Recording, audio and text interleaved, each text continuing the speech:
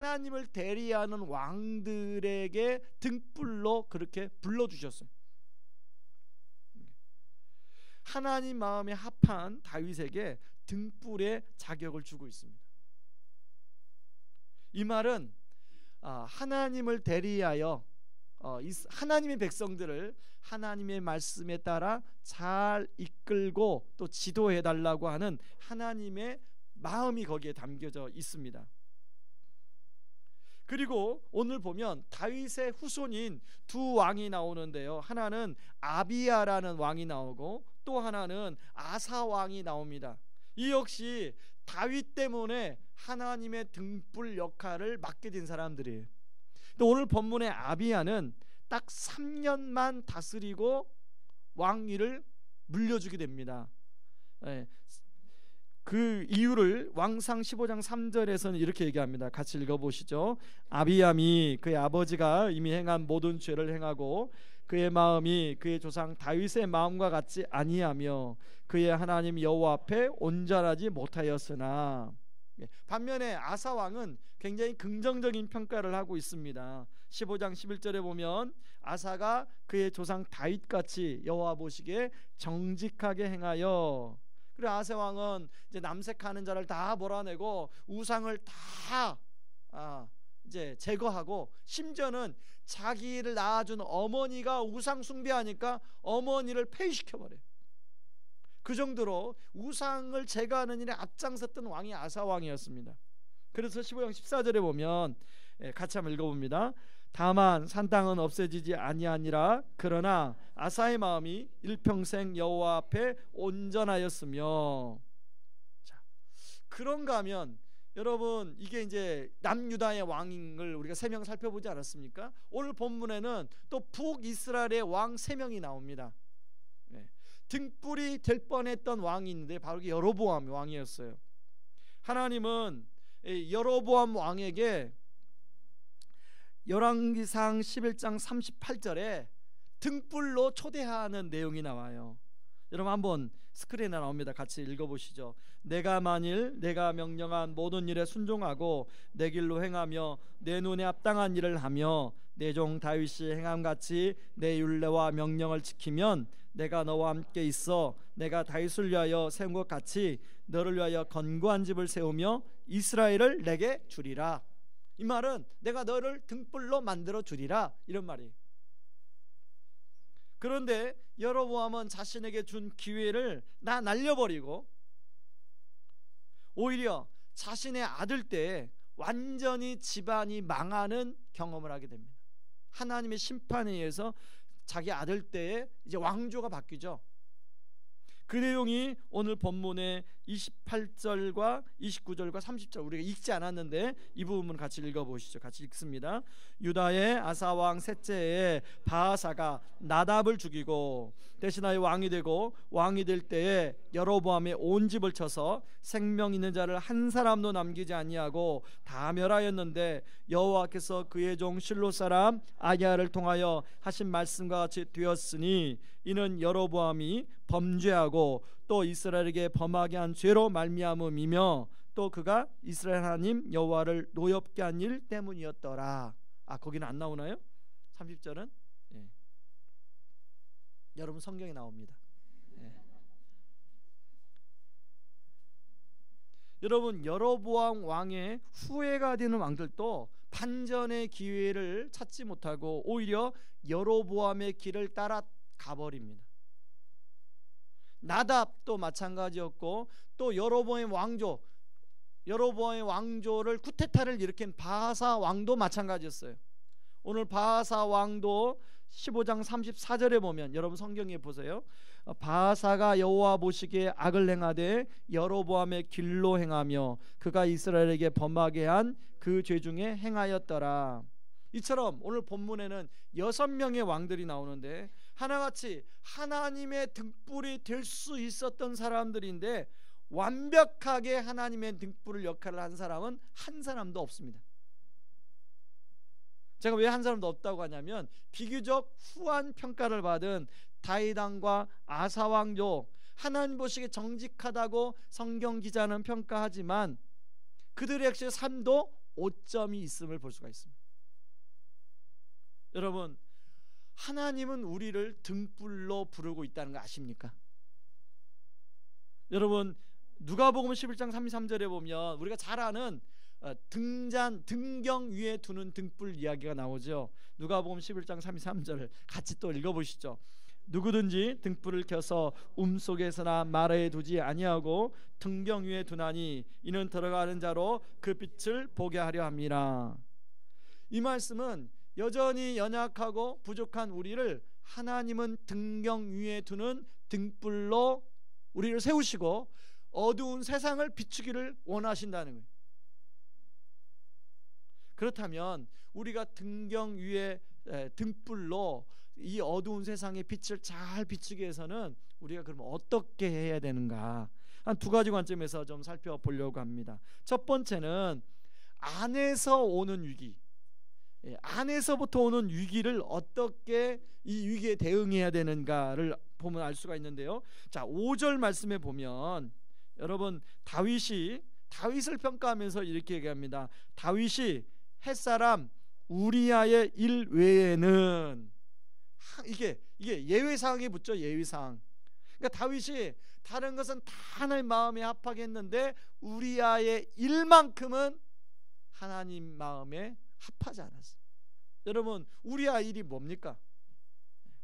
이 내용을 잘 이야기하고 있는 사무엘하 11장 1절 2절은 이렇게 시작하고 있습니다.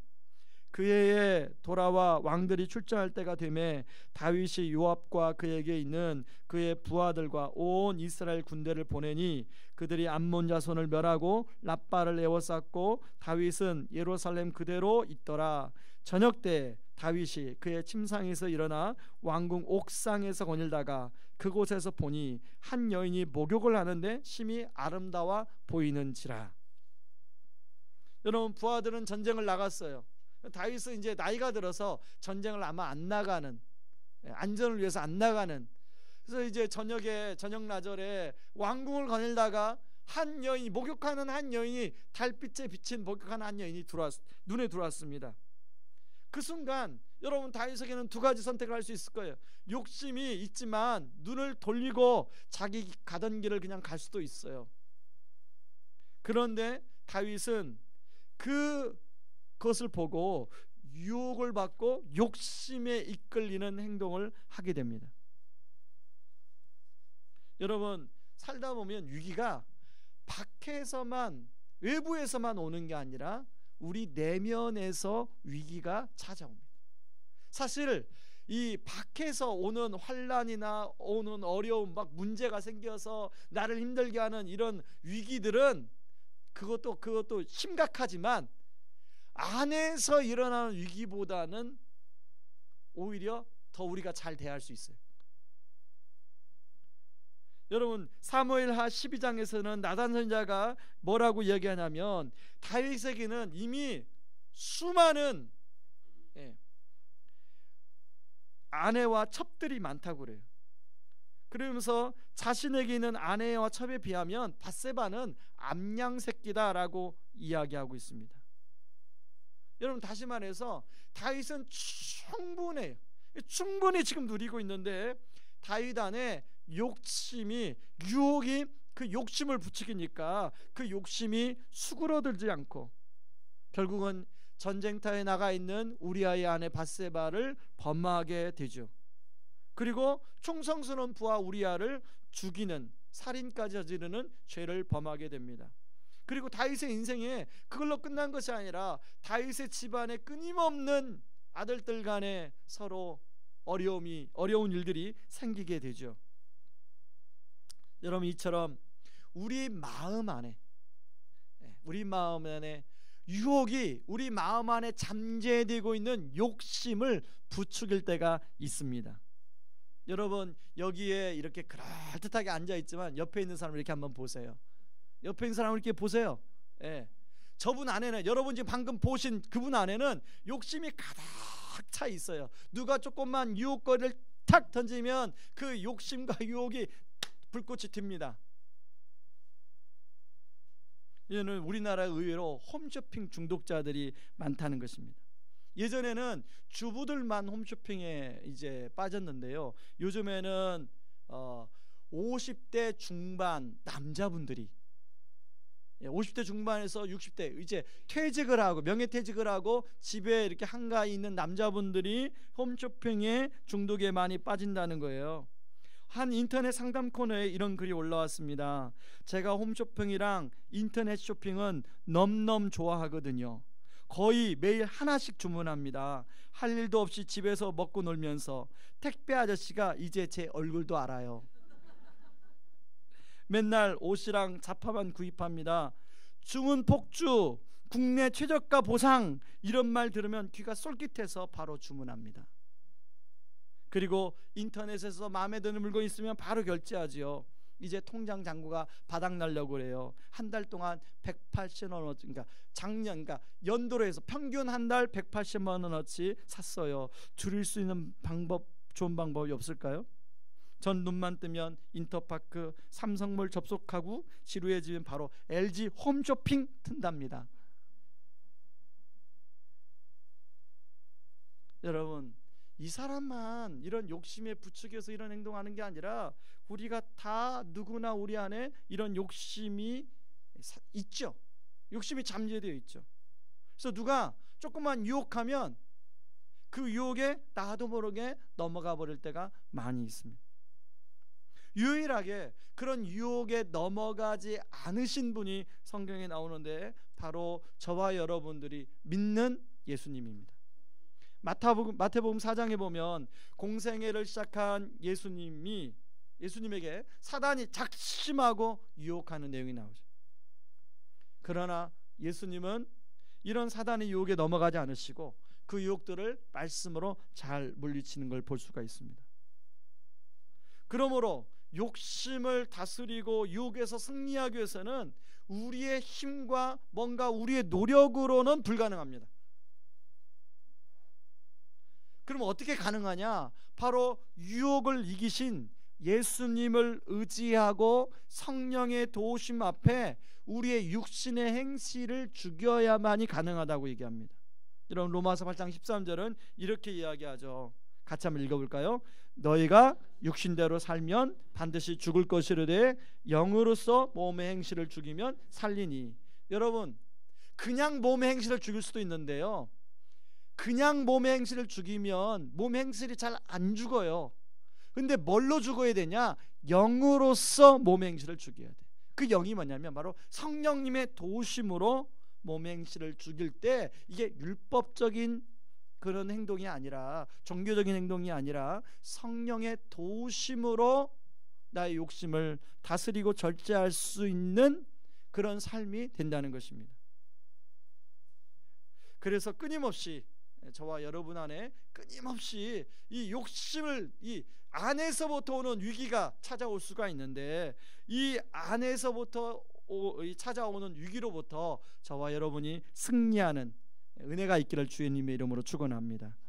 그런가 하면 두 번째요, 밖에서 오는 위기가 있습니다. 여러분, 오늘 본문의 아사왕 평가는 굉장히 아주 긍정적인 평가 나오죠. 그러나 아사왕 인생을 전체적으로 보면, 역대하 말씀과 함께 보면 아사왕이 그렇게 긍정적이지만은 않습니다. 여러분, 아사왕이 총 41년간 통치를 했습니다. 그런데 35년까지는 너무나 아주 후한 점수를 받았어요. 근데 문제는 36년째 어떤 일이 벌어지냐면, 북이스라엘의 왕 바하사가 쳐들어와서 라마성을 건축해요. 자기 힘으로는 도저히 이제 그 북이스라엘 바하상을 물리칠 수가 없어요. 그래서 아사왕이 그전까지는 참 하나님을 의지하고 하나님을 의지하면서 여러 가지 어려운 문제를 잘 해결하고 나라를 이끌어 왔는데, 이제 나이가 들어서 그런지 하나님을 의지하지 않고 아람왕 베나닷에게 성전의 은금을 가져다 주면서 물리쳐 줄 것을 요청하는 내용이 나와요.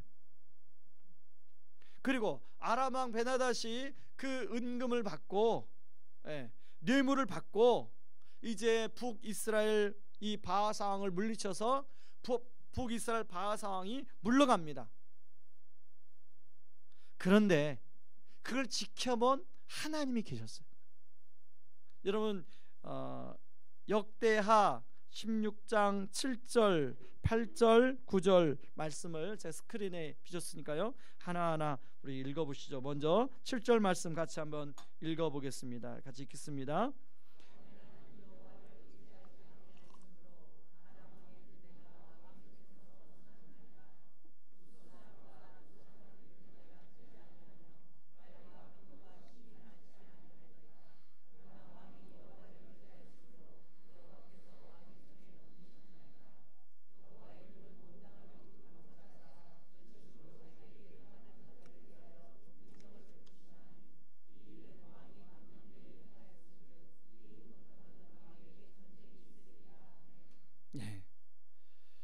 그 앞에 7절 앞에 그때 선견자 하나니가 유다 왕 아사에게 나와서 그에게 이르되 왕이 아람 왕을 의지하고가 빠져 있습니다.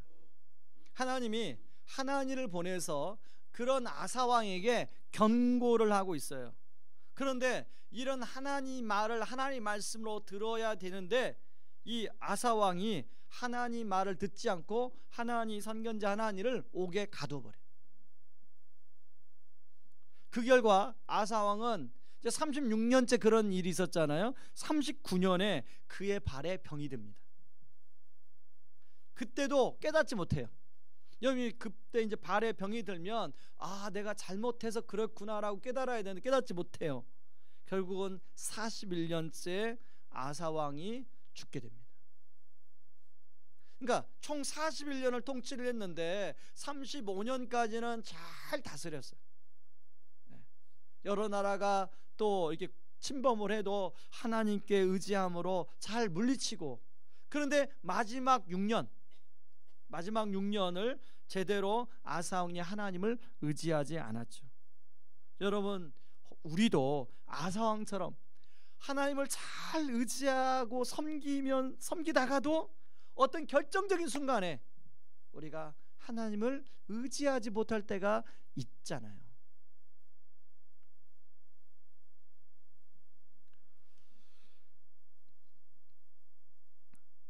여러분, 예수님은 처음부터 끝까지 한 번도 변하지 않고 일관되게 하나님을 의지했습니다. 성경에 나오는 모든 인물, 우리가 여러분들이 가장 존경하는 인물, 다윗도 그렇고 바울도 그렇고 그러니까 완벽한 사람은 하나도 없어요. 성경에 나오는 어떤 인물도 완벽한 사람이 하나도 없어요. 이 세상의 모든 인간은 완벽한 사람이 하나도 없어요. 유일하게 예수님은 한 번도 변심하지 않고 일관되게 하나님을 의지하면서 자기에게 맡겨진 십자가의 길을 걸어갑니다. 종교 지도자들의 협박과 로마 군사들의 폭력 앞에서도 그는 하나님을 의지하며 기도의 자리에 나아가고, 마지막 십자가에 못 박히시는 순간에서도 엘리 엘리 라바 사박다니 라고 외치면서 하나님을 의지하는 모습을 볼 수가 있습니다. 여러분, 그러므로 우리가 본받을 사람은 다윗도 아니에요, 아사왕도 아니에요. 우리는 온전히 끝까지 하나님을 일관되게 의지한 예수님을 우리가 본받아야 됩니다. 완전한 모범을 보여주신 예수님의 도움을 입을 때 우리도 하나님을 예수님처럼 의지할 수 있는 거죠. 그래서 우리에게 외부로부터 오는 어려움을 우리가 예수님을 의지하면서 헤쳐갈 수 있는 지혜를 얻게 되는 것입니다. 저와 여러분은, 오늘 아사왕은 바하사라는 왕이 힘들겠지만 저와 여러분들은 지금 무엇이 어떤 문제가 여러분을 힘들게 하고 있습니까? 여러분은 그 문제 앞에서 누구를 의지하려고 하고 있습니까? 여러분의 자신을 의지하는 분도 계실 것이고, 또 여러분이 나름대로 생각해서 나를